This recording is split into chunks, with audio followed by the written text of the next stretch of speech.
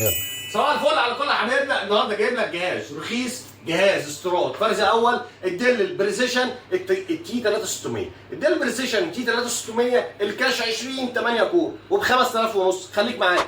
صباح الفل على كل حبايبي. جايب لك النهارده جهاز ديل بريسيشن، يعني جهاز ورك ستيشن بيشتغل 24 ساعه في ال 24 ساعه. المواصفات بتاعته البروسيسور الزين ال 2670، الكاش 20 8 كور.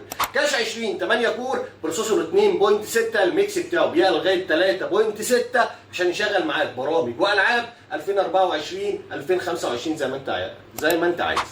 البروسيسور الزين ال 2670، الكاش 20 8 كور برامات 16 جيجا، هارد 256 اس اس دي، بيبقى معاه كارت شاشه الجي تي 730 والجي تي 730 2 جيجا درام 5 وبيعلى مرامات. يعني لو انت محتاج جهاز في القليل يشغل لك العاب الى حد ما كويس، بيشغل معاك بابجي، بيشغل معاك بيس 23، بيشغل معاك بيس برضه 24 على الواطي شويه.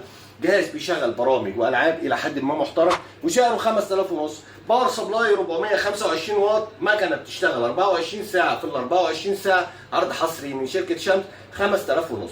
خليك بقى معايا في من نفس المواصفات ده بس في الاتش بي الزد 420. خليك معايا.